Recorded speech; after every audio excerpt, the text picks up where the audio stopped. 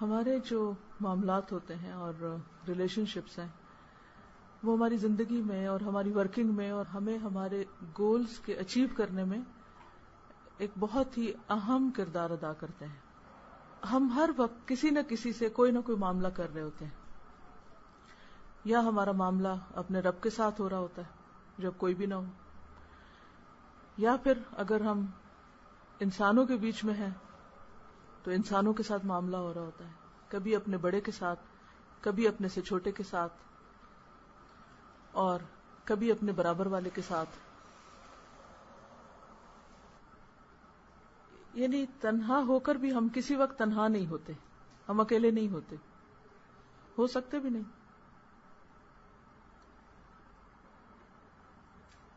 اور اگر ہمارا معاملہ سب سے پہلے اپنے رب کے ساتھ صحیح ہے اور ہم اپنی تنہائیوں کو انجوائے کرتے ہیں،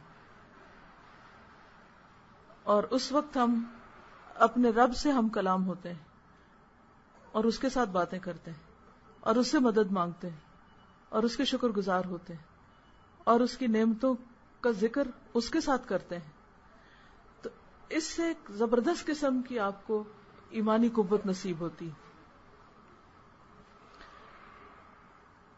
کسی بھی مقصد میں کامیاب ہونے کے لیے 4 بنیادی صفات کا قرآن نے خود ذکر کر دیا ہے. والعصر ان الانسان لفی خسر الا الذین آمنوا وعملوا الصالحات وتواصوا بالحق وتواصوا بالصبر. تو میں جب ان 4 چیزوں کو دیکھتی ہوں تو ان کو بالکل سمپل، پرسنل اور بہت ہی نارمل قسم کے آرڈنری لیول پہ لا کے سوچتی ہوں. بڑی بڑی باتیں تو بہت سے لوگوں نے لکھی ہیں، لیکن میں یہ دیکھتی ہوں کہ اس پر میں کیسے عمل کروں، مجھے کیا کرنا ہے. جب پہلی بات کی جاتی ہے آمنو کی تو عموماً ایمان کی ڈیفینیشنز بتانے لگ جاتے ہیں لوگ، یا پھر یہ ہے کہ ایمان کی تفصیلات بتانے لگتے ہیں کہ اللہ پر ایمان، رسولوں پر، فرشتوں پر، اس پر. ٹھیک ہے، وہ تو ہم بچپن سے سنتے ہی آ رہے ہیں، پڑھاتے آ رہے ہیں، پڑھتے آ رہے ہیں. لیکن ضرورت اس بات کی ہے کہ ہم یہ دیکھیں کہ میرے اپنے ایمان کا حال کیا ہے، میں ایمان کے کس درجے پر ہوں، اور اس کا جائزہ میں کہاں سے لوں گی. کیسے پتا چلے گا کہ میرا ایمان جو ہے وہ درست ہے.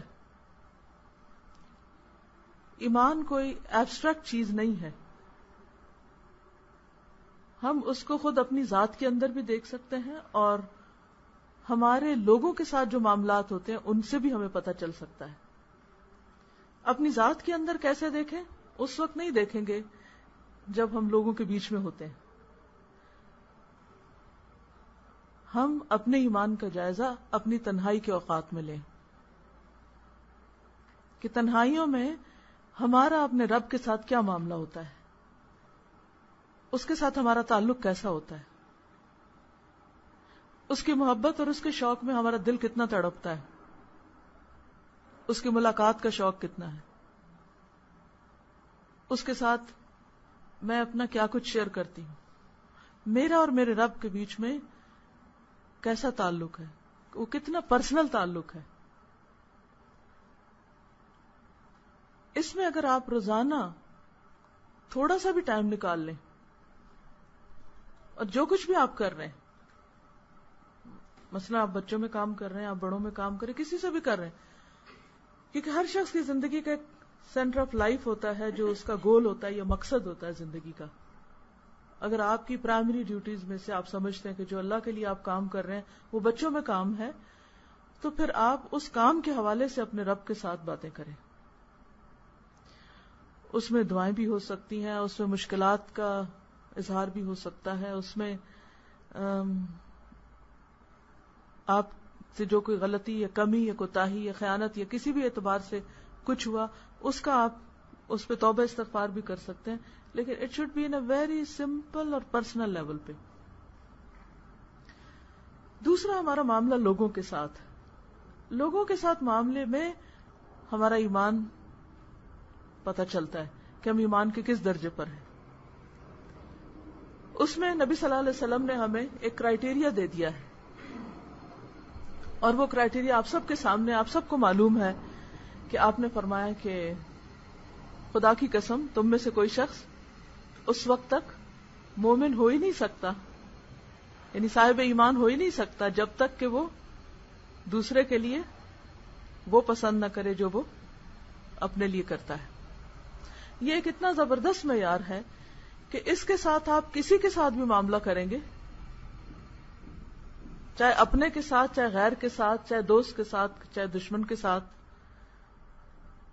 کسی کے ساتھ بھی کریں گے تو وہ معاملہ انشاءاللہ ایمان پر مبنی ہوگا. تو نقصان سے بچنے کے لیے جو پہلا کرائیٹیریا ہے ایمان لانا، تو اس میں آپ اپنے آپ سے اپنی تنہائی کے اوقات میں کہ جائزہ لیں اور اپنی تنہائی کے اوقات میں سے ایک وقت مقرر کریں. نمبر 2، لوگوں کے ساتھ معاملہ کرتے وقت میں اپنے دل سے پوچھیں کہ کیا واقعی آپ اپنے لیے یہی چاہتے ہیں. جب بھی کسی سے کوئی بات ہو رہی ہو، کسی پہ غصہ آ رہا ہو، کسی کے ساتھ کوئی خفگی ہو رہی ہو، کچھ بھی ہو رہا ہو، تو فوراً یہ سوچیں کہ اگر اس کی جگہ میں ہوں تو میں اپنے لیے کیا چاہوں گی، میرا کیا عذر ہوگا، میں کہاں کھڑی ہوں گی، میں کیا چاہوں گی کہ دوسرا میرے ساتھ کیا کرے. یہ اتنی زبردست کی ہے کہ جہاں جس دروازے کو لگائیں گے کھل جائے گا. جب آپ اپنے دل کی سچائی کے ساتھ کسی سے بھی معاملہ کرتے وقت آپ اس کی جگہ اپنے آپ کو رکھ لیں، کیونکہ یہ ایک حقیقت ہے کہ ہم کچھ بھی کریں لیکن سب سے زیادہ ہمیں پیار اپنے آپ سے ہی ہے. سب سے زیادہ ہم اپنے لیے کیئرنگ ہیں اور اپنے ہی آپ کو پروٹیکٹ کرتے ہیں اور اپنے آپ ہی کو ڈیفینڈ کرتے رہتے ہیں اور اپنے آپ ہی کے گن گاتے رہتے ہیں. یہ کم و بیش ہر ایک کے اندر یہی مشکل ہے، اس سے کوئی بھی خالی نہیں ہے. اسی لیے ہمیں یہی معیار دیا گیا کہ جب آپ دوسروں سے معاملہ کریں تو وہاں بھی پھر اپنے آپ کو رکھیں. اگر میں اپنا مقصد، اپنا گول اچیو کرنا چاہتی ہوں، اپنے کام میں کامیاب ہونا چاہتی ہوں، تو سب سے پہلے ایمان درست کرنا ہوگا. اور ایمان اللہ اور بندوں کے ساتھ معاملے کے وقت پتہ چلے گا کہ کس درجے کا ہے. دوسری چیز وعامل الصالحات کی شکل میں ہے، اور وہ کیا ہے کہ ہر دم نیکیوں کی تلاش میں رہیں، اچھے کاموں کے بارے میں منصوبے بناتے رہیں، نیت کرتے رہیں، ارادے کرتے رہیں، پلان بناتے رہیں، اچھی اچھی باتیں دوسروں سے شیئر کرتے رہیں. اب نیکی کیا ہے، عمل صالح کیا ہے؟ صالح ضد ہے فاسد کی، صلاح اپوزٹ فساد. ہر اس چیز سے بچنا جس سے فساد ہو، بگاڑ ہو، کام خراب ہو، معاملے خراب ہوں. نمبر 1 یہ لازم ہے. اور نمبر 2 صرف اتنا ہی کافی نہیں بلکہ وہ کرنا ضروری ہے. عملو کا لفظ ہے نا، فعل ہے، ایکشن ہے. وہ کرنا ضروری ہے کہ جس سے اپنی اور دوسروں کی بھلائی ہو، اصلاح ہو، بہتری ہو، جس سے خیر نکلے. وہی حدیث ہے نا کہ کچھ لوگ خیر کی کنجی ہوتے ہیں، وہ جہاں جاتے ہیں خیر لے کے جاتے ہیں، اور کچھ لوگ شر کی کنجی ہوتے ہیں، چابی. وہ جہاں جاتے ہیں شر ہی پھیلاتے ہیں، ان سے شر ہی پھوٹتا ہے. تو خرابی اندر ہے نا، تو جیسے جو کچھ ہم کیری کر کے لے جا رہے ہیں اسی کی خوشبو آئے گی. تو اس لیے عمل الصالحات عمل سے تعلق رکھتا ہے. تو ہر لمحہ اپنے آپ کو یہ دیکھنے کی ضرورت ہے کہ ہم اس وقت بھی کوئی نہ کوئی عمل کر رہے ہیں. مثلا میرا یہاں بیٹھنا بھی ایک عمل ہے، اور آپ کو یہاں سننا بھی ایک عمل ہے. یہاں آنا بھی ایک عمل ہے، اور یہاں سے جانا بھی ایک عمل ہے. کچن میں کھڑے ہونا بھی ایک عمل ہے، مصلے پہ کھڑے ہونا بھی ایک عمل ہے. یعنی ہم کسی وقت جیسے نمبر 1 معاملے سے خالی نہیں، اسی طرح نمبر 2 عمل سے خالی نہیں. اور ہم 2 میں سے 1 میں کنٹریبیوٹ کر رہے ہوتے ہیں، یا تو ہم فساد کر رہے ہوتے ہیں یا ہم پھر اصلاح کر رہے ہوتے ہیں. کچھ چیزیں ڈائریکٹلی اصلاح فساد ہوتی ہیں، کچھ انڈائریکٹلی ہوتی ہیں. تو اس لیے مزید گہری نظر کی ضرورت ہے. تو دوسری چیز ہمیں ایکٹیو رکھتی ہے عمل الصالحات، کہ کچھ نہ کچھ تو کرنا ہے. اس میں سستی اور لیزینس اور صرف باتیں کرتے رہنا اور کچھ کر کے نہ دکھانا، یہ سب چیزیں ہمارے جائزہ لینے کی.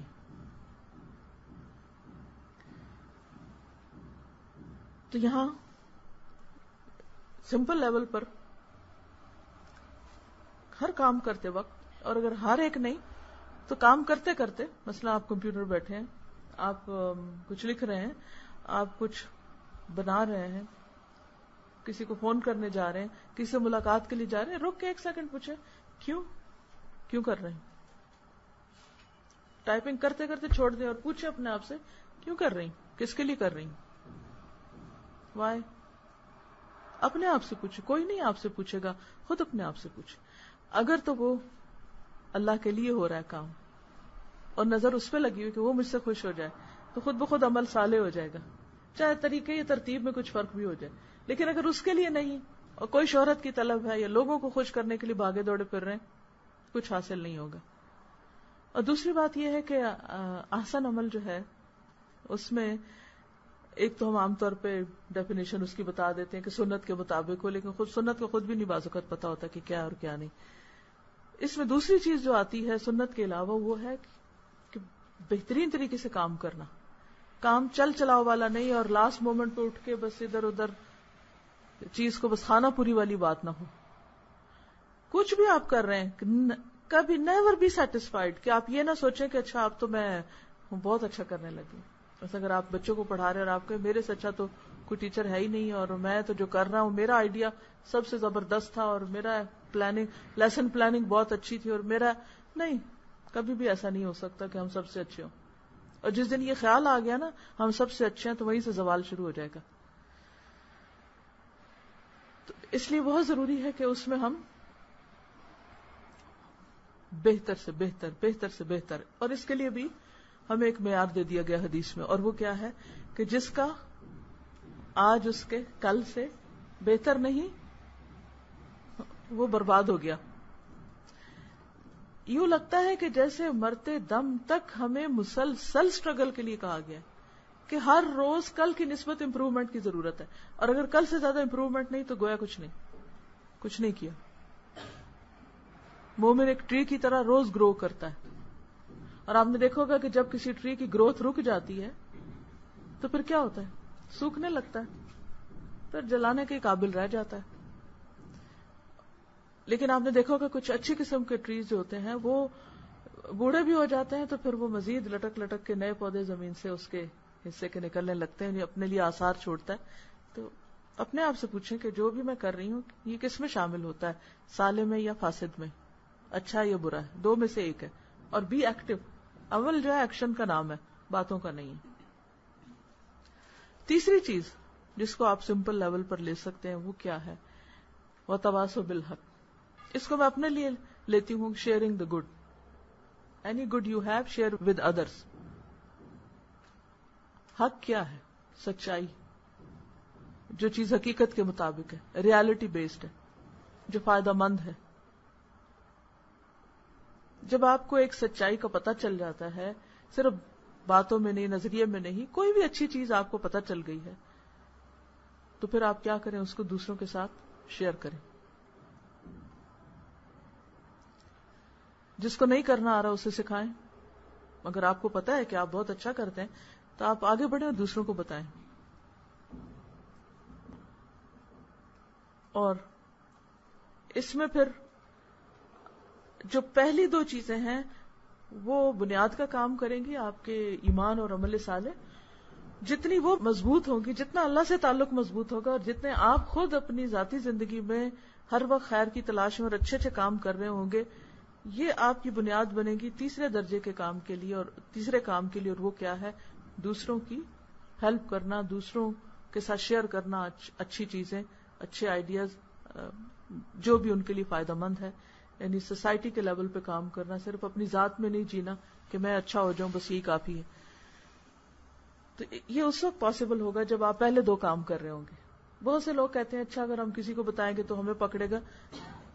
ہاں ضرور پکڑے گا، اور یہ اسی لیے تیسری چیز لگائی گئی ہے تاکہ ہمیں کوئی پکڑ سکے، ہمیں کوئی پوچھ سکے.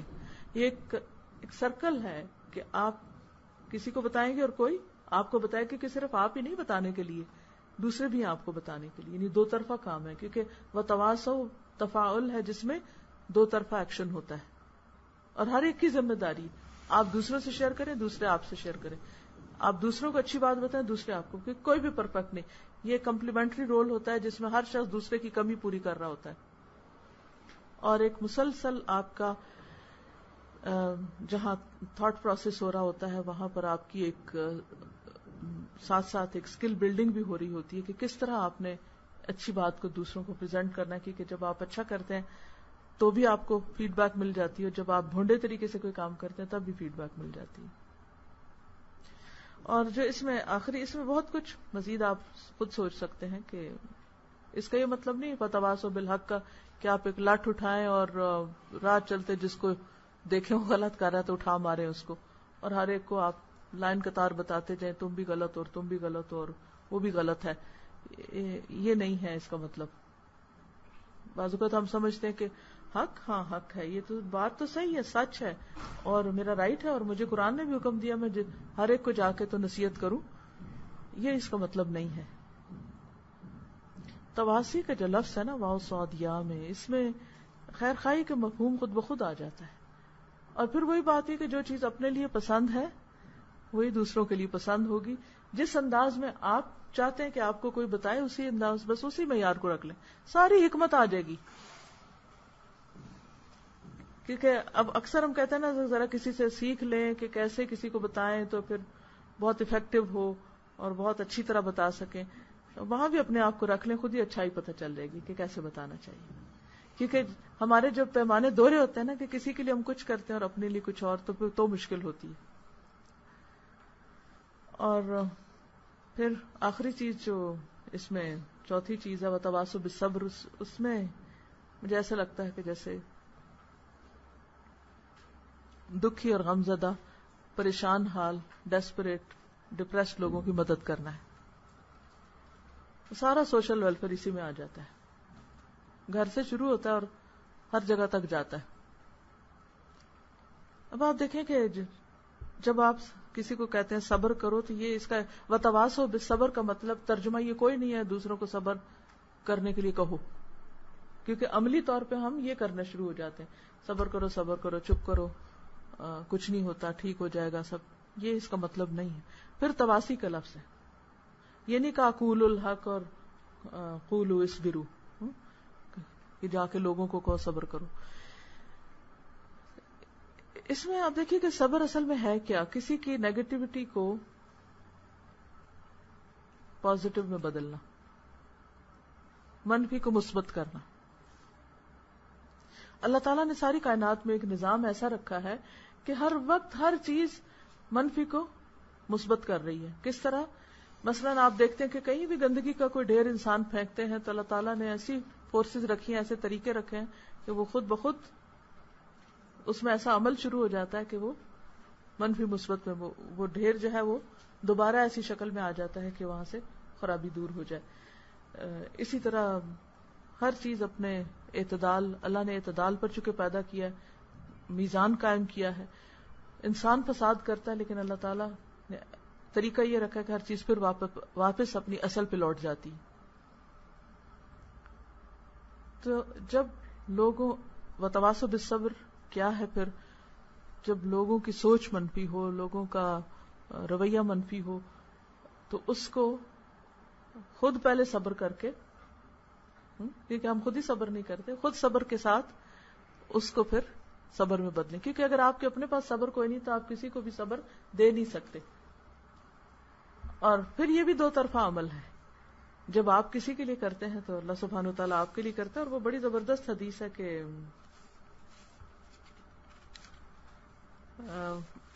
بہت زبردست حدیث ہے جس میں آتا ہے نا کہ جاہدوا فی سبیل اللہ فإن الجہاد فی سبیل اللہ باب من ابواب الجنہ ینجی اللہ بہ الہم والغم.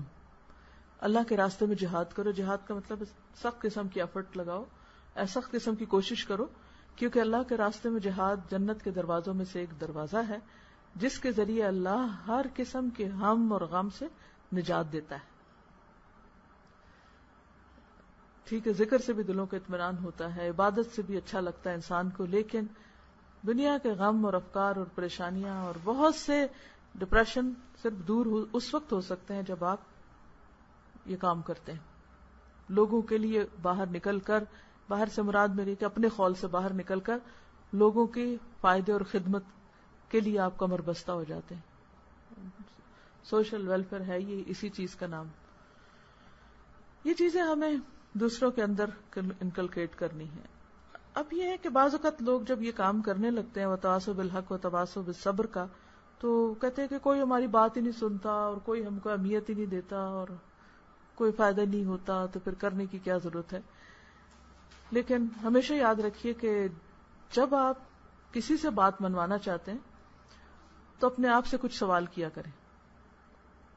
پہلی بات یہ کہ میں کیا بات کر رہا ہوں، کیا کہنے جا رہا ہوں. دوسری یہ کہ کس سے کر رہا ہوں، اپنے سے بڑے سے کر رہا ہوں، چھوٹے سے کر رہا ہوں، برابر والے سے کر رہا ہوں، کس سے کر رہا ہوں. تیسرا یہ کہ کیوں کر رہا ہوں، موٹو کیا ہے، مقصد کیا ہے، کیا اچیو کرنا چاہتا ہوں. پھر یہ کہ کب کر رہا ہوں، کیا یہ صحیح وقت ہے، مناسب ہے. مثلاً وہ صحابہ اس شخص کے پیچھے دوڑے تھے جو پیشاب کر رہا تھا مسجد میں، بات تو ٹھیک تھی، طریقہ غلط تھا، آپ نے ان کو روک دیا، حالانکہ غلطی دوسرا کر رہا تھا. کیونکہ بعض اوقات ایک اچھی بات، بہترین بات ہم غلط موقع پہ کرتے ہیں تو پھر کیا ہوتا ہے، اس کا فائدہ نہیں ہوتا. اور آخری بات یہ کہ کیسے کر رہا ہوں، میرا انداز کیا ہے، اس میں دل سوزی ہے، اس میں خیر خواہی ہے، اس میں دوسرے کا فائدہ اپنے فائدے سے زیادہ ہے. تو انشاءاللہ جب آپ اس طریقے سے کریں گے تو بات ضرور مانی جائے گی. ابھی آپ ہائپر چلڈرن کی بات کر رہے تھے، تو ان سے ٹیکل کرنے کے بہت سے طریقے ہوں گے، لیکن کوئی بھی شخص، کسی سے بھی آپ معاملہ کریں، کسی سے بھی بات کریں، اگر ان 5 سوالوں کے جواب اپنے سے پوچھ کر بات کریں اور اللہ کی مدد سے، تو انشاءاللہ دوسرا مانے گا آپ کی بات. اور پھر ایک اور بات، اللہ تعالیٰ نے یہ نہیں کہا ہم کو کہ تم ان کو منوا کے چھوڑو. فذکر فإن الذکریٰ تنفع المؤمنین، فذکر انما انت مذکر. اگر ہم خیر خواہی سے کسی کو بھی کوئی اچھی بات بتا رہے ہیں تو کافی ہے. اور پھر یہ کہ جب آپ کسی سے بات کریں تو صرف اپنی نہ کریں، اس کی بھی سنیں، کیونکہ جب تک دوسرے کی آپ سنیں گے نہیں تو آپ کو کیا پتہ چلے گا کہ وہ اس وقت کیا فیل کر رہا ہے. اور اس طرح آپ اپنے طور پہ اپنے آپ کو 100% ٹھیک سمجھ رہے ہوتے ہیں، لیکن دوسرا آپ کو ٹھیک نہیں سمجھ رہا ہوتا، وہ آپ کو غلط سمجھ رہا ہوتا ہے، کیونکہ آپ نے اس کی نہیں سنی ہوتی کہ وہ کیا چاہ رہا ہے، وہ کیا کہتا ہے، اس کا نقطہ نظر کیا. تو جب تک دوسرے کا نقطہ نظر پتہ نہیں چلے گا، اس وقت تک آپ رائٹ بات کر ہی نہیں سکیں گے. پھر اسی طرح ہے کہ بعض اوقات ہم بڑے بڑے دلائل لے آتے ہیں لیکن نرمی اور شائستگی سے خالی ہوتے، مہذب نہیں ہوتے. تو اس موقع پر ہمیں صرف دلیل سے کام نہیں لینا، بلکہ بہت سویلائزڈ انداز میں، بہت آرام سے اور عمدہ طریقے سے بات کرنا. اور اس دوران اگر بیچ میں دوسرا تنقید شروع کر دے یا کوئی آپ کے ساتھ سخت کلامی شروع کر دے تو اس موقع پر بھی اس کو انا کا مسئلہ نہیں بنانا اور ضد میں نہیں آنا، خاموشی سے بات سن لیں. اور اگر آپ سمجھتے ہیں کہ آپ کے پاس جواب ہے اس چیز کا تو ٹھیک، ورنہ کوئی ہار جیت کا معاملہ تو نہیں ہے، ہار جیت تو اللہ کے پاس ہے. تو بات یہ ہے کہ اگر ہم چاہتے ہیں کہ ہمارے معاملات دوسروں کے ساتھ اچھے ہوں تو اس سے پہلے ہمیں اپنی فکر کرنی ہے. اور یہ 4 نکاتی جو کامیاب ہونے کا پروگرام اللہ تعالیٰ نے دیا ہے، ان 4 کو 4 لفظوں میں آپ لکھ سکتے ہیں. مثلا میں اپنے آپ کو کہتی ہوں ٹاک نمبر 1 ایمان کے آگے لکھتی ہوں عمل کی باتوں میں ٹاک ٹو اللہ. عمل الصالحات میں کہتی ہوں ٹیک ایکشن. یہ کوڈ ورڈز ہیں نا اپنے لیے، ٹیک ایکشن. اور وتواصوا بالحق میں شیئر گڈ، یعنی وٹ ایور گڈنس آپ کے پاس ہے اس کو شیئر کرو. وتواصوا بالصبر، بی سمپیتھیٹک. تو جب یہ 4 کام آپ روز کرتے ہیں تو انشاءاللہ تعالی آپ کے تعلقات اللہ سبحانہ وتعالی سے، آپ کے معاملات بندوں سے، اور سب سے بڑی بات ہے کہ خود اپنے اندر ایسا سکون اور خوشی نصیب ہوتی ہے کہ جس کا کوئی دوسرا نعم البدل ہے ہی نہیں. اور چند چیزیں اور اس ضمن میں کہ ہماری جو شخصیت ہے اس کی اصل صرف اس میں نہیں کہ ہماری نمازیں کتنی لمبی ہیں یا ہم کتنا صدقہ خیرات کر رہے ہیں. ہماری شخصیت ہمارے انداز اور معاملے سے ظاہر ہوتی ہے کہ ہم کون ہیں, کس کے ساتھ کیسے معاملہ کر رہے ہیں, سرونٹس کے ساتھ کیسے پیش آ رہے ہیں, بڑوں کے ساتھ, دوستوں کے ساتھ, اجنبی لوگوں کے ساتھ, محرم نامحرم کے ساتھ, کسی بھی جگہ, کسی کلینک میں گئے تو ڈاکٹر کے ساتھ, استاد کے ساتھ, رشتہ داروں کے ساتھ, دوستوں کے ساتھ, اور ان کے ساتھ جو ہمیں بالکل اچھا نہیں سمجھتے, ڈس لائک کرتے ہیں ہمیں. ہم ان ساری جگہوں پر کر کیا رہے ہوتے ہیں, یہ ہماری شخصیت ہے, اس کا نام شخصیت ہے. تو آپ اپنے لیے چیک لسٹ بنا سکتے ہیں کہ مختلف جگہوں پر آپ کو کیا کرنا چاہیے, کیا کرتے ہیں, نتیجہ کیا نکلا, جس سیلف انالیسس کے طور پر. پھر ہماری پہچان ہوتی ہے ہمارے گفتگو کے طریقے سے, کہ ہم وہی 4-5 باتیں جو میں نے کہی, کس سے کر رہے ہیں بات, کیوں کر رہے ہیں, کیسے کر رہے ہیں.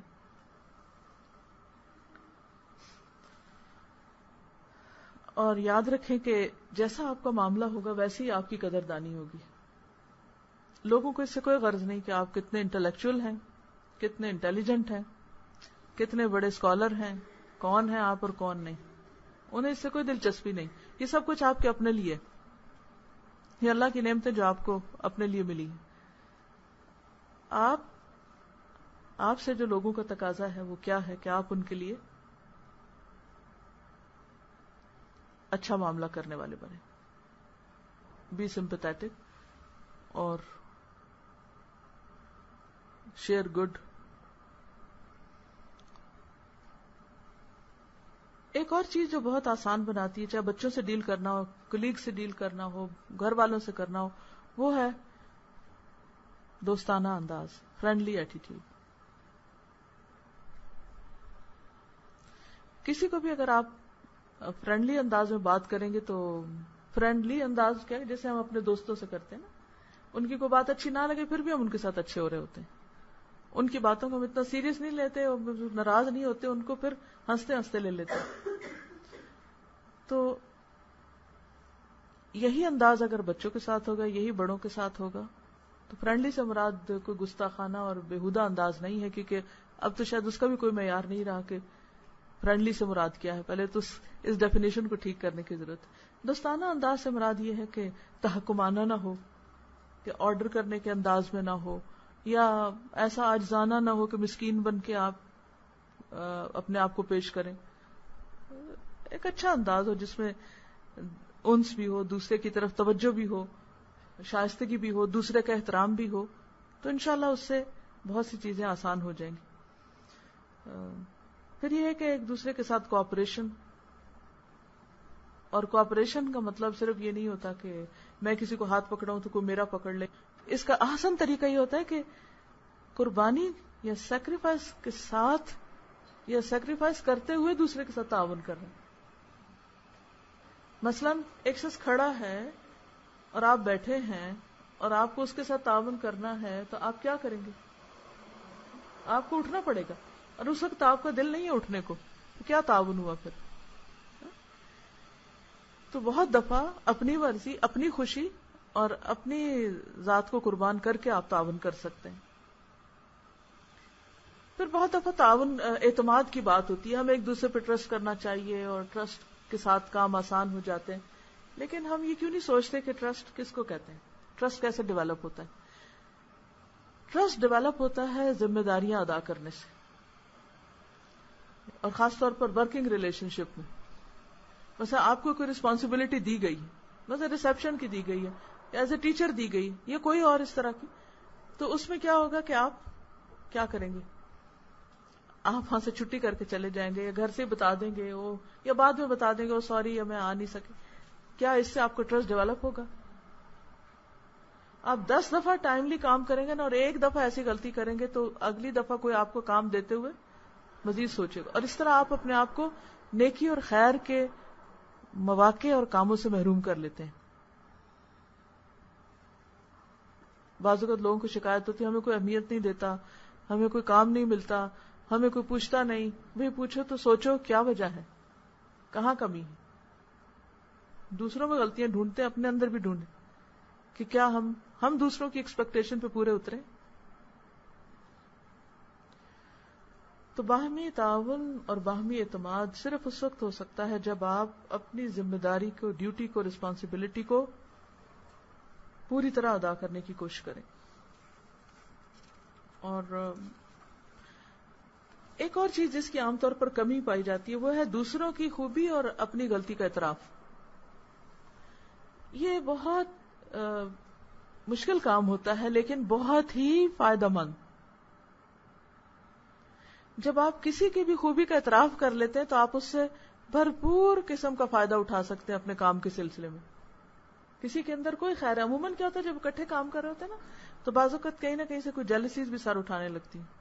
اس کا بھی علاج یہی ہے کہ آپ جس کو آپ سمجھتے کہ آپ سے آگے ہے کسی بھی چیز میں، تو اس کی خیر بھلائی خوبی کا اعتراف کر لیں. آپ نہیں بھی کریں گے تو ریالٹی تھوڑی بدلے گی. سچ تو سچ ہی ہے، جو اللہ نے اس کو دیا آپ کے ڈینائی کرنے سے وہ اس سے نہیں چنے گا. آپ کی بھلائی اسی میں کہ آپ اس کو مان جائیں. اور جب آپ ایک دفعہ مان لیں گے نا اس کو تو پھر آپ اس کا دل آپ کے لیے کھل جائے گا. پھر آپ کو خود تعاون ملے گا بہت ساری چیزوں میں. لیکن جب ہم ڈینائی کرتے رہتے ہیں نا دوسروں کی خوبیوں کو تو اس میں پھر کیا مشکل ہوتی ہے کہ دوسروں کی طرف سے ہمیں تعاون نہیں ملتا، چاہے ہم کتنا بھی تعاون پھر کرتے رہیں سپرفیشل قسم کا. اسی طرح اپنی غلطی کے اعتراف میں دیر نہیں کرنی چاہیے. غلطی پر اصرار سے انسان کی کوئی عزت بڑھتی نہیں ہے. بہت سے لوگ غلطی کر کے عزت بچانے کے لیے غلطی پہ اصرار کرتے ہیں کہ اس طرح کیا ہوگا، ہم نہیں مانیں گے تو پھر ہماری عزت رہ جائے گی. حالانکہ آپ نے دیکھا ہوگا کہ جب ایک شخص نے غلطی کر ہی لی اور پتہ چل گیا کہ یہ غلطی ہے اور وہ غلطی تو نظر بھی آ رہی ہے اور آپ اگر اس کو انکار بھی کر رہے ہیں، اور کیوں کر رہے ہیں اس کی ریزن کیا ہے کہ دوسروں کی نظر میں ہم اچھے بن جائیں، تو اچھے تو بن ہی نہیں سکتے. نہ یہ مقصد حاصل ہوا اور نہ یہ اللہ کی نظر میں کوئی مقام، تو پھر بہتر ہے کہ اعتراف کر لیا جائے. اور کیا چیز روکتی ہے ہمیں؟ خود غرضی، خود پسندی. تو جب تک یہ نہیں اندر سے نکلے گی تو بہتر کام نہیں کر سکتے. اسی طرح کسی بھی کام میں ٹھہراؤ اور استقامت ضروری ہے. آپ لوگوں نے مجھے بتایا کہ آپ لوگ ڈیوٹیاں وغیرہ چینج کریں گے کہ ہم یہاں تھک گئے ہیں، یہاں زیادہ دن کام کر لیا ہے. چینج اچھا ہوتا ہے لیکن اٹس ناٹ آلویز گڈ. کچھ کام زندگی میں ایسے ضرور کریں جن کو ساری زندگی چینج نہ کریں، اور کچھ چیزیں جو ہیں وہ آپ چینج کر لیں. ٹھیک ہے؟ مثلا اگر آپ کسی ایک خاص کام میں اچھے ہیں تو اس کی قدر کریں، اس کو جو اسکل آپ کو اللہ نے دی ہے اور جو چیز آپ کو ملی ہے اس کی قدر کریں اور اس سے تھکے نہیں، اسے کرتے رہیں. اس کے ساتھ آپ کسی اور چیز میں بھی اپنی ضرورت کے مطابق حصہ لے سکتے ہیں تو لیں. نئی نئی چیزیں ہر وقت ٹرائی کرنا اور نہ ادھر کے رہنا نہ ادھر کے رہنا، ہر وقت لائن آف ایکشن بدلتے رہنا صرف اس لیے کہ بور ہو گئے ہیں، تو یہ تلون جو ہے زندگی میں یہ بعض اوقات بہت نقصان دہ ہوتا ہے. آپ یہ دیکھیں کہ آپ سب سے اچھے کس کام میں اس کو کریں، اور جو دوسرے کاموں میں اچھے ہیں ان کو کرنے دیں. اور اتنا کریں کہ آپ اس خاص فیلڈ کے ماہر ہو جائیں، اس میں ایکسپرٹیز حاصل کریں تاکہ پھر آپ کی ایکسپرٹیز سے دوسرے لوگ فائدہ اٹھائیں اور میکسیمم فائدہ اٹھائیں اور ان تک بہترین طریقے سے بات جائے. تو انشاءاللہ اس سے آپ کو زیادہ فائدہ ہوگا. اسی طرح یہ ہے کہ دور اندیشی ایک بہت کام کی چیز ہے معاملات میں. دور اندیشی، ہم بعض اوقات اپنے وقتی غصے اور اپنے وقتی فائدے کے لیے ایسے کام کر بیٹھتے ہیں جس پر بعد میں ریگریٹ کرتے ہیں. اگر کسی وقت کسی جذبات کا غلبہ بھی ہو اور شدید آپ کسی چیز کے دباؤ میں بھی ہو تو بھی آپ ٹھہر جائیں کوئی بھی ایکشن لینے سے پہلے اور تھوڑا سا رک جائیں. آج کے فائدے کو نہیں دیکھیں، کل کے فائدے کو دیکھیں. تو دور اندیش وہ ہوتا ہے جو دور تک دیکھ کے ڈیسیژن لیتا ہے. جذباتی انداز میں معاملہ کرنا یا جلد بازی یا انتقام کی نیت سے ایکشن لینا جو ہے اس سے بھی کام خراب ہوتے ہیں. پھر یہ ہے کہ باڈی لینگویج جو ہوتی ہے اور پھر آواز کا اتار چڑھاؤ، یہ بھی معاملات میں بہت بہت اہم ہوتا ہے. آپ کی نیت بہت اچھی ہو سکتی ہے لیکن آپ کے اگر گفتگو کا انداز اچھا نہیں ہے یا آواز کا والیوم ضرورت سے زائد ہے یا ضرورت سے کم ہے تو بھی آپ کی بات افیکٹو نہیں ہوگی، چاہے آپ بچوں کو ٹیچ کر رہے ہیں یا ریسپشن پہ معاملہ کر رہے ہیں، کسی بھی جگہ پر آپ ہیں. اور پھر یہ کہ اول و آخر جو کچھ بھی ہو اللہ کی مدد سے اور اللہ کے لیے خالص کرتے ہوئے، کوئی بھی چیز دنیا میں امپاسبل نہیں، ہر چیز ممکن ہے. اور ان اللہ علی کل شیء قدیر وما رمیت اذ رمیت ولکن اللہ رمی. ہم نہیں کرتے، وہ اللہ ہی کرواتا ہے. کوئی آئیڈیا آتا ہے ہمیں تو وہ اللہ نے ڈالا ہمارے دل میں، کسی کام کی توفیق ہوئی، وما توفیقی الا باللہ. اور جب اس کی مدد سے انشاءاللہ آگے بڑھیں گے تو اللہ تعالیٰ معاملات آسان فرما دے گا. دو چیزیں، ایک تو یہ ہے کہ جہاں آپ کو اپنی غلطیاں نظر آتی ہیں وہاں اپنے پوٹینشیل بھی دیکھیں کہ میں کون سی ایسی چیز کر رہی ہوں کہ جو دوسرے نہیں کر پا رہے، یا اللہ نے مجھے نعمتیں دی تو اما بنعمت ربک فحدث. ان نعمتوں کو بھی آپ نوٹ کریں کہ کیا اللہ نے آپ کو دے رکھا ہے، اپنی جو اچیومنٹس ہیں یا جو بھی کچھ، اس کو بھی ذہن میں رکھیں. دوسری بات یہ ہے کہ one step at a time.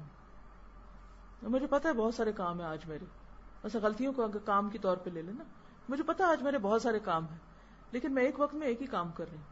یہ جو لوگ ملٹی ٹاسکنگ کی بات کرتے ہیں وہ ہو جاتا ہے، اس میں کوئی کوالٹی نہیں ہوتی اور کہیں کا بھی نہیں انسان رہتا. تو آپ اس میں خود دیکھ سکتے ہیں کہ کون سی چیز کو پہلے مجھے لینا، کون سی چیز پہلے کرنی ہے، اور اس کے بعد وٹ نیکسٹ. اور جب آپ نے سفر شروع کر دیا تو اللہ کو پتا ہے. اللہ کو ایسے لوگ نہیں چاہیے جو غلطیاں کریں نا، اس کو وہ چاہیے کہ جو ان کا اعتراف کر کے اصلاح کی کوشش کرے اور اسی راستے میں اللہ سے جا ملے. تو جب انسان ریئلائز ہی کر لیتا ہے نا، فَأُولَٰئِكَ يُبَدِّلُ اللَّهُ سَيِّئَاتِهِمْ حَسَنَاتٍ، اللہ ان پتھروں کو بھی ہیرا بنا دیتا ہے جو ہماری غلطیاں ہیں. اور ایک کسی نے کہا تھا کہ مجھے یہ آیت اتنی پسند ہے قرآن مجید کی، اور اس کی وجہ سے مجھے اللہ پہ اتنا پیار آتا ہے کہ اس سے بھی کوئی مہربان ہو سکتا ہے کہ جو ہمارے گناہوں پر بھی ہمیں اجر دے. اس کا سمپل مطلب یہ کہ جو ہم سے غلطیاں ہوئی یا کر رہے ہیں یا ہو رہی ہیں ان پر بھی اجر ہے اگر انسان اس کوشش میں ہے اور مسلسل ان کو ریپلیس کرتا جا رہا ہے اپنے اندر سے. تو یہ سارا جو بعض اوقات ہم ماضی کے بڑی ریگریٹس میں پڑ جاتے ہیں نا کہ ہم تو اچھے ہو ہی نہیں سکتے، ہم نے تو اتنے یہ اور یہ کر لیا. نہیں، اللہ کا وعدہ ہے تم اچھے ہوگے تو وہ پچھلا سب برا بھی اچھائی کے خانے میں ڈال دوں گا. اس سے بڑی چیز کیا ہے؟ تو انشاءاللہ معاملہ پھر اللہ سے ہے نا، بندوں سے تھوڑی ہے. انشاءاللہ جب اللہ سے سچے ہو گئے تو بہت ساری چیزیں آسان ہو جائیں گی. اس میں پھر نبی صلی اللہ علیہ وسلم کی سنت دیکھیں کہ آپ نے کیا کیا تھا. آپ بیٹھے ہوئے تھے تو ایک شخص آیا اور اس نے بات کی اور آپ نے بہت اچھی طرح اس کو جواب دیا. جب وہ چلا گیا تو آپ نے حضرت عائشہ کو بتایا کہ اپنی قوم کا بدترین شخص ہے. تو انہوں نے کہا کہ پھر آپ اتنے اچھے سے کیوں بات کی آپ نے ان سے؟ تو آپ نے فرمایا کہ لوگوں میں بدترین وہ ہے جس کے شر سے بچنے کے لیے لوگ اس سے بات چیت چھوڑ دیں. یعنی وہ تو ہے ہی ایسا، تو کیا میں بھی ویسے ہی بن جاؤں کہ لوگ اس سے بھاگتے تو مجھ سے بھی بھاگنے لگے کہ میں اس کے درجے پہ تو معاملہ نہیں کروں گا. حدیث میں آتا لا تکونوا امعاً، لوگوں کے ساتھ ان کی برابری پہ معاملہ نہ کرو کہ جیسا وہ کریں گے ویسا ہم کریں گے. اس میں یہ ہے کہ تقویٰ کیا ہے اصل میں؟ سفر ختم کر دیا جائے یا کام چھوڑ دیے جائیں کہ باہر مٹی ہے کانٹے ہیں، کیا کیا جائے؟ بچ کے چلیں، بس محتاط رہیں. آپ کو پتا ہے کہ ایک شخص جو ہے اس کی زبان اچھی نہیں یا اس کا اخلاق اچھا نہیں اور وہ آپ کے لیے تکلیف دہ ہے، تو اس وقت ایکسٹرا کانشیس ہونے کی ضرورت ہے کہ مجھے اس کے انداز گفتگو یا اس کے الفاظ یا اس کی کوئی عادت اپنے اندر نہیں آنے دینی. وہاں رکاوٹ ڈال لیں، باقی معاملہ تو آپ سب سے کریں گے. میں نے بچوں کو آہستہ بولنا صرف عمل سے سکھایا. ان کا والیوم یہاں ہوتا ہے تو میں پھر بھی آہستہ بولتی ہوں، اس سے اوپر جاتا میں پھر بھی اسی لہجے میں بات کروں گی اور اشارے سے کروں گی کہ نیچے ہو جاؤ. اور کرتے کرتے الحمدللہ پھر عادت ہو جاتی ہے ان کو. تو بہت سے لوگوں کو آپ صرف لیکچر دے کے نہیں، عمل سے آپ سکھائیں. جو آپ چاہتے ہیں ان میں دیکھنا وہ کر کے دکھائیں. اب بچے مثلا شور کر رہے ہیں تو عام طور پہ ہمارے اسکولوں میں کیا ہوتا ہے، میز بجانے لگتے ہیں، استاد اس سے زیادہ چیخنا شروع کر دیتا ہے. نہیں، ریورس کر کے دیکھیں. یہ میں نے دیکھا کہ اگر ان کے حقوق متاثر نہ ہوں تو پھر ان کو نہیں اتنا مسئلہ ہوتا. ان کو سیٹسفائی کرنا بہت ضروری ہے. ان کے ٹائم پہ جب ان کو توجہ دینا تو نہ آپ کے ہاتھ میں موبائل ہو اور نہ ہی آپ کے پاس کچھ اور ہو، پھر صرف آپ ان کے ہوں. اب مثلاً آپ نے نکلنا ہے اور بچہ سو رہا ہے اور اس کو کھانا دینا ہے یا کوئی بھی گھر کا کام ہے، اب یہ نہیں آپ کریں گے اسے سوتا چھوڑائیں، اور یہ بھی نہیں کریں گے کہ چیخ چلا چلا کے اس کو اٹھا کے تو پھر اس کے ساتھ بدتمیزی کر کے آپ باہر آئیں. تو پہلے سے سوچنا شروع کریں، پہلے سے پلان کریں کہ اس چیز کو میں نے کیسے میٹ کرنا ہے. اور پھر یہ کہ چاہے تھوڑی دیر دیں مگر اتنی اچھی توجہ سے، اس وقت یہ نہ کہ مجھے دیر ہو رہی ہے اور گھڑی بار بار دیکھیں اور یہ تو تم نہیں، فل اٹینشن. جب ان کی سیٹسفیکشن ہو جائے گی پھر وہ شکر کریں گے آپ گئے اور وہ بھی مزے کریں. پھر یہ دیکھیں کہ کون بچے آ رہے ہیں، کہ وہی آ رہے ہیں جو پہلے سے آ رہے ہیں یا نئے بچے ہیں، یہ بھی دیکھنا ہوگا. اگر نئے بھی آ رہے ہیں اسی ایج لیول میں تو ان کے گروپ الگ کر دیں اور ان کو پچھلا ہی پڑھائیں. ضروری نہیں کہ سب کا لیسن پلان ایک ہی ہو. مثلا اگر ایک لیول کے ایج کے بچوں میں کچھ وہی آ گئے جو پہلے آپ کے نیچے سے اوپر آئے ہیں اور کچھ وہ آ گئے جو بالکل ہی را ہیں، تو پھر ان کے لیے الگ الگ پچھلی چیزیں ان کے لیے کر لیں جو پہلے سے ہو چکی، جو نئے آ رہے ہیں اور ان کے لیے. تو دور اندیشی سے مراد یہ ہے کہ آج آپ کے پاس جو 5 سال کا بچہ 5 سال بعد وہ کہاں ہوگا. کچھ بچوں نے تو 5 سال ہی آپ کے پاس آنا ہے، لیکن کچھ ایسے ہوں گے کہ جو آتے جاتے رہیں گے. تو اس پر ضرور بیٹھ کے دیکھیں کہ ہر سال کے اندر آپ کون کون سی چیزیں رکھیں گے کہ وہ یا 10 سال کا مسئلہ نہ آ رہا ہے. اور آج سے آپ جیسے دورہ قرآن کی بات آپ کر رہی تھی یا اس لیسن پلان کی بات کر رہی تھی، تو اس طریقے سے آپ ان کو لے کر چلیں کہ جب وہ وہاں تک یعنی اگلے 2 سال میں 3 سال میں وہ اس چیز کو مکمل کر کے رکھیں. تو ڈپینڈ کرتا ہے کہ آپ کام کے اعتبار سے دیکھ رہی ہیں، ان کی پرسنالٹی کے اعتبار سے دیکھ رہی ہیں، اپنے اینگل سے دیکھ رہے ہیں. پھر وہی بات کروں گی کہ جس لیول کا آپ کا اللہ سے تعلق ہوگا نا اس لیول کا آپ ڈال سکیں گے. پہلی بات تو یہ. دوسری بات یہ کہ اس پر ایکٹیولی آپ پلان کریں کہ کس طریقے سے آپ نے پہچان دینی ہے اللہ کی. بہت ساری چیزیں ابھی صرف ان کے اندر جائیں گی، وہ باہر نہیں آئیں گی اور آپ سمجھیں گے کہ کوئی اثر نہیں ہو رہا کوششوں کا، لیکن ایک وقت آئے گا کہ وہ ضرور سامنے آئیں گی. اور جب ایک کسان بیج بوتا ہے تو اس وقت ٹھیک ہے اسے امید ضرور ہوتی ہے، لیکن اس وقت بظاہر ایٹ لاس ہوتا ہے کہ وہ اس نے جو اس کے پاس تھا وہ بھی دے دیا، اس کے پاس اب کچھ نہیں ہے. تو انشاءاللہ تعالی پھر کی تو وہی ہے کہ اللہ نے جس مقصد کے لیے ہم سب کو پیدا کیا ہے، اگر وہ مقصد بچوں پہ واضح ہو جاتا ہے اور سب سے زیادہ تعلق ظاہر اور باطن میں اللہ ہی کے ساتھ ہے، تو انشاءاللہ اس بنیادی مرکزی نقطے کو سامنے رکھ کے ساری چیز، کیونکہ کسی بھی پلان اور پروگرام میں ایک نیوکلیس ہوتا ہے نا، اس کا جو سب سے زیادہ اہم حصہ ہوتا ہے وہ کیا ہے آپ کا، جتنا آپ پہ خود واضح ہوگا اسی اعتبار سے آپ اس کو دوسروں تک لے جا سکیں گے انشاءاللہ تعالی. چونکہ میرا وقت پورا ہو چکا ہے تو اجازت چاہتی ہوں انشاءاللہ.